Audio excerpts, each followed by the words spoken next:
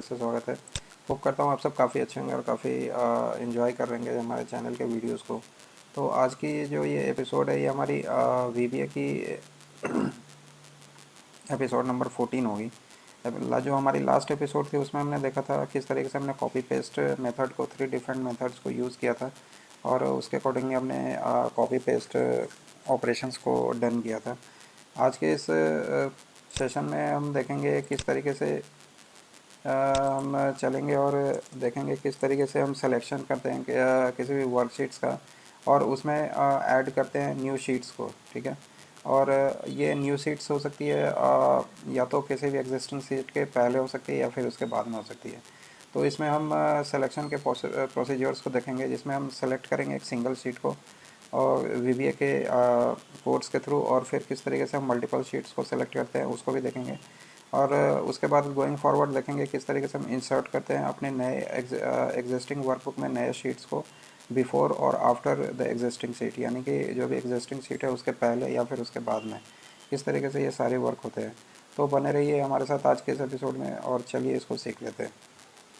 Employ की name code और उसकी सैलरी आ रही है। शीट 2 और शीट 3 जो है ये ब्लैंक शीट्स हैं। ठीक है। तो अब इसी वाले वर्कशीट को हम वर्कबुक को यूज़ करेंगे और मूव करेंगे one sheet to another sheet using VBA.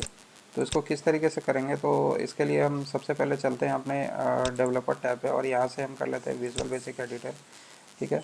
और यहाँ से हम कर लेते हैं एक इंसर्ट अ मॉड्यूल। ठीक है। ये मैंने एक मॉड्यूल इंसर्ट कर लिया। इस मॉड्यूल का हम नेम देते हैं सेलेक्टिंग शीट्स। ठीक है। ये मैंने इस मॉड्यूल का नेम दे दिया। ठीक है। अब यहाँ पे हम क्या करते हैं, एक सब प्रोसीजर को राइट करते हैं, सब सेलेक्टिंग सिंगल शीट। ठीक है। ठीक है। तो ये मैंने कर लिया। अब इसको करने के लिए क्या करेंगे, सबसे पहले करेंगे वर्कशीट्स और यहाँ पे कर लेंगे शीट 1। अभी तो करेंटली हमारी आप देख सकते हो हमारा जो शीट 1 जो है अभी करेंटली एक्टिवेट है, तो शीट 1 को नहीं करेंगे, यहाँ पे कर लेंगे इसको शीट 2। ठीक है। Dot activate dot activate. ठीक है। इसको एक बार क्रॉस चेक करते हैं ये किस तरीके से होता है। तो फंक्शन F8 का यूज़ करते हैं हम यहाँ पे। ठीक है। और जैसे ही फंक्शन F8 हमारी एग्जीक्यूट होती है तो आप देख सकते हो यहाँ पे शीट 2 जो है हमारी एक्टिवेट हो गई। तो हम इसको इस तरीके से कर सकते हैं।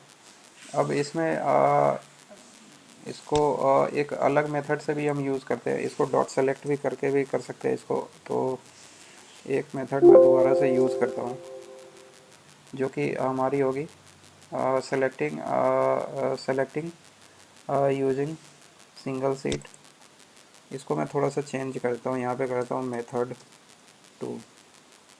ठीक है। Select using single sheet method 2। ठीक है। इसमें क्या करेंगे कि वर्कशीट्स शीट 2, अब यहाँ पे शीट 2 नहीं करना, मुझे शीट 3 करना है। ठीक है। तो शीट 3 डॉट यहाँ पे हम क्या कर सकते हैं, एक्टिवेट को हटा करके हम यहाँ पे डॉट सेलेक्ट भी कर सकते हैं। ठीक है।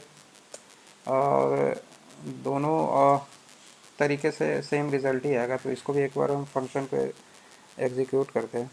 ठीक है। अब ये शीट 2 पे है, जैसे ही मैंने फंक्शन एग्जीक्यूट किया तो आप देख सकते हो ये हमारी शीट 3 पे आ गई है। ठीक है। ये हमारी शीट 3 एक्टिवेट हो गई है। तो आप या तो सेलेक्ट को भी एक्टिवेट को भी यूज़ कर सकते हो या सेलेक्ट को भी यूज़ कर सकते हो। ठीक है।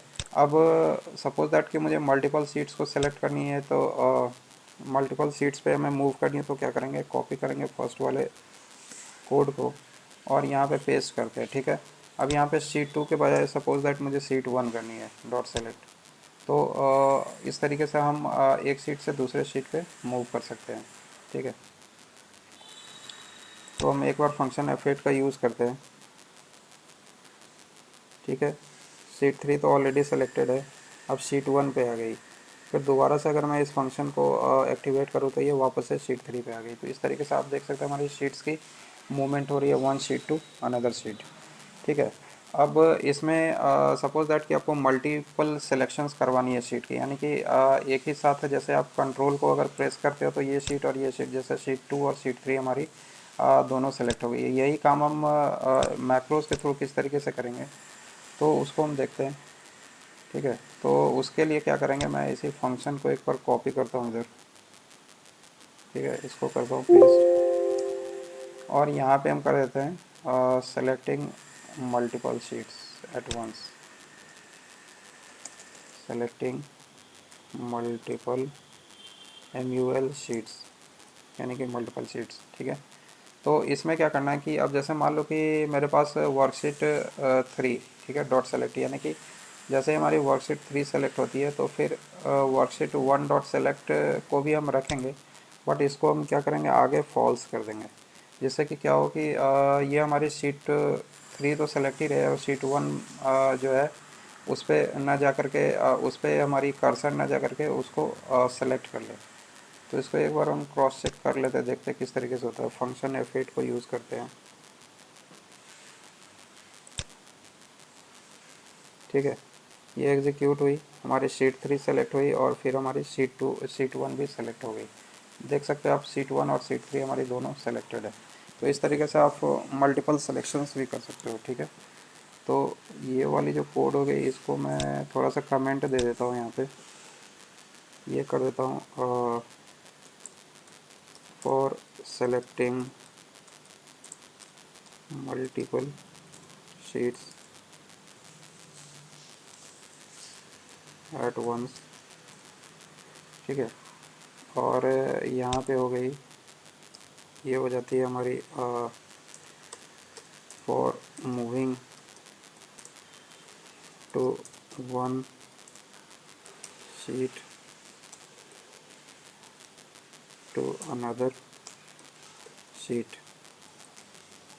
ठीक है, एक शीट से दूसरे शीट पे हम यहाँ पे मूव करते हैं और ये हो गई हमारी सेलेक्टिंग सिंगल शीट। ठीक है, ये हमारी सिंगल सीट की सिलेक्शन हो गई। तो अब सारी ये सारी हमारी हो गई है। अब हम इसमें देखेंगे किस तरीके से हम नए शीट्स को ऐड करते हैं और वो एड्स की इसमें एक वर्क और भी हम करते हैं। ठीक है, अब इसमें हम रैदर देन जो हमने इस तरीके से सेलेक्ट किया, अब हम यहाँ पे इंडेक्स को यूज़ करेंगे। ठीक है, क्योंकि क्या होता है कि सपोज दैट कि कभी कभी आपके एक्सेल में माइट भी हो सकता है ये जो शीट 3 है ये कुछ इसकी कोई कुछ रीनेमिंग हो जाए, यानी कि ये मान लो कि अगर सपोज दैट कोई किसी थर्ड यूज़र ने इसकी नेम को चेंज कर दिया, ये मार्क्स कर दिया, तो उस केस में अगर आप शीट 1 और शीट 2 शीट 3 इस तरीके से अगर आप सेलेक्ट करोगे तो वो आपको एरर शो करेगा। जैसा कि अगर आप देख सकते हो यहाँ पे, अगर मैं यहाँ पे जैसे सब फर्स्ट वाले कोड में अगर मैं करता हूँ इसको शीट 3 डॉट एक्टिवेट। ठीक है, तो यहाँ पे ये अगर मैं इस कोड को अगर एग्जीक्यूट करूँ, फंक्शन F8 करता हूँ। ठीक है, तो ये आप देख सकते हो यहाँ पे क्या है, ये सबस्क्रिप्ट आउट ऑफ रेंज। ठीक है, तो ये एरर क्यों है, ये क्योंकि यहाँ पे उसकी नेम चेंज हो गई है और इस वजह से वो वहाँ पे एरर दे रहा है। तो इससे इसको रिजॉल्व करने के लिए क्या करेंगे, यहाँ पे हम इंडेक्स का यूज़ करेंगे और इंडेक्स के थ्रू हम अपने शीट्स को सेलेक्ट करेंगे। तो यहाँ पे उसके लिए हम क्या कर लेंगे, शीट्स शीट 3 डॉट सेलेक्ट। ठीक है, और एक बार अगर मैं फर्स्ट वाले को कमेंट कर देता हूँ यहाँ पे। ठीक है, फर्स्ट को मैंने कमेंट कर दिया और एक बार फंक्शन F8 को दोबारा से यूज़ करते हैं यहाँ पे।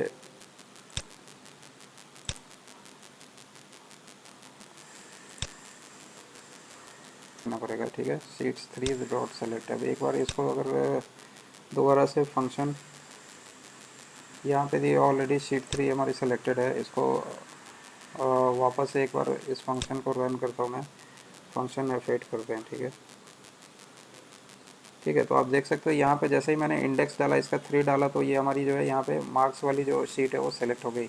अगर यूज़र ने इसको रीनेम भी कर दिया फिर भी वो हमारी जो पोजीशन है वो सेलेक्ट हो जाएगी। ठीक है, तो आप इस तरीके से भी कर सकते हो। अब जैसे मान लो कि सपोज दैट कि ये हमारी शीट 3 जो है, ठीक है, शीट 3 पे अगर आप देखो तो यहाँ पे क्या है कि इसकी नेम यहाँ पे चेंज हो गई है।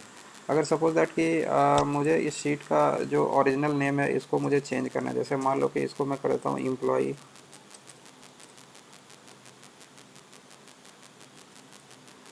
EMPLOYE एम्प्लॉय, ठीक है, इसको मैंने एम्प्लॉय कर दिया। और उसके नेम को यहाँ पे आप देख सकते हो, जो हमारी शीट 3 है, शीट 3, ये मैंने शीट 1 पे किया, ठीक है। शीट 1 की जो नेम है उसको मैंने क्या कर दिया, EMPDET, ठीक है,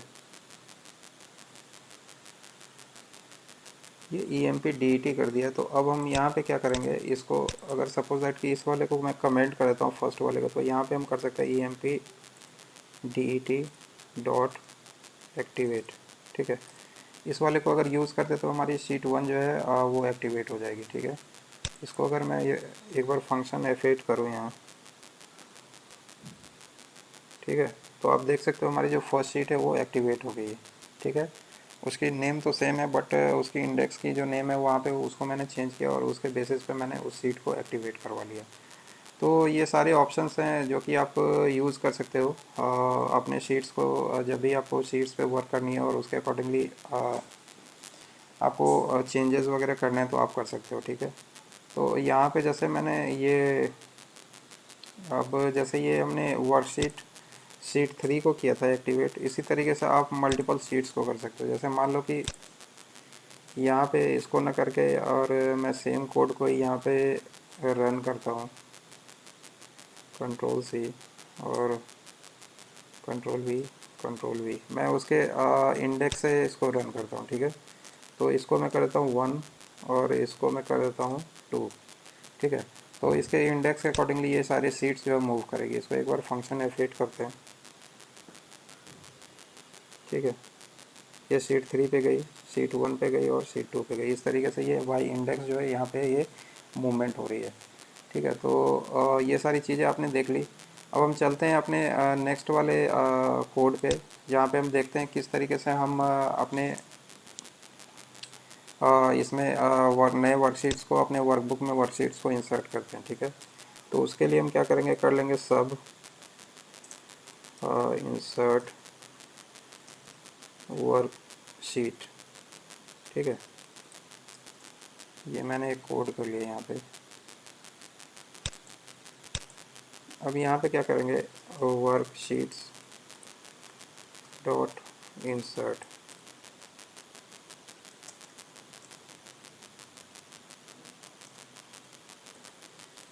वर्कशीट डॉट ऐड करते हैं, ठीक है।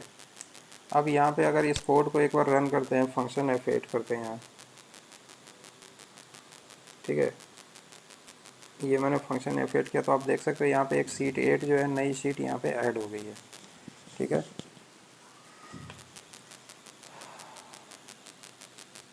अब यहाँ पे एक चीज़ और भी है, जैसे अगर सपोज दैट कि आपको इस वाले शीट को किसी पर्टिकुलर सीट के से पहले ऐड करवानी है, तो उसके लिए क्या करोगे, तो मैं सेम कोड को ही यहाँ पे कॉपी करता हूँ, फर्स्ट वाले को कमेंट कर देता हूँ और यहाँ पे ये करते हैं कि वर्कशीट्स यहाँ पे आगे डाल देते हैं, वर्कशीट्स, और यहाँ पे उस शीट का नेम दे दो। जैसे मान लो कि मुझे शीट 1 से पहले चाहिए, तो वहाँ पे हम कर देंगे शीट 1, ठीक है। तो अब ये जो ऐड होगी, नई शीट जो ऐड होगी वो क्या होगी, ये हमारी जो शीट 1 है उससे पहले ऐड हो जाएगी। इसको एक बार एग्जीक्यूट करते हैं, फंक्शन F8,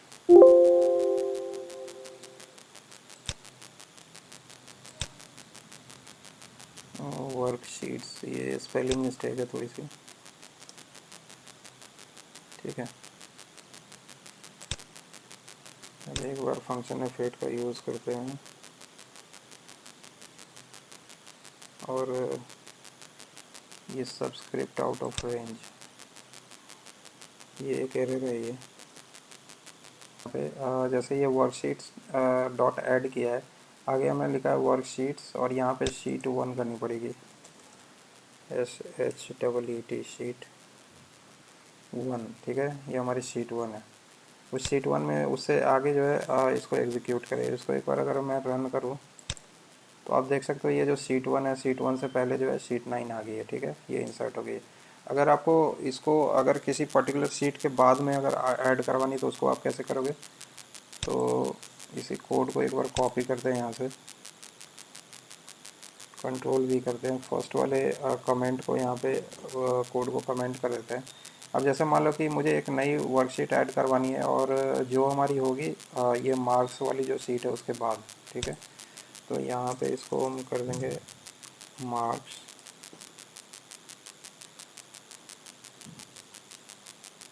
मार्ल्स है यहाँ पे, ठीक है, MARLS मार्ल्स, ठीक है।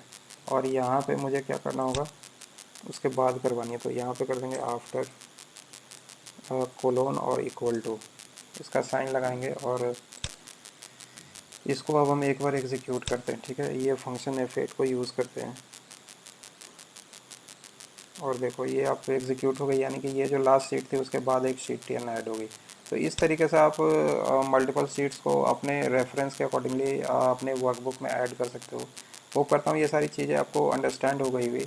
तो मिलते हैं हम नेक्स्ट एपिसोड में, देखेंगे इससे आगे के ऑपरेशंस हम किस तरीके से और भी आगे चीज़ों को करेंगे। तो आज तब तक के लिए thank you so much, have a nice day, bye bye, take care.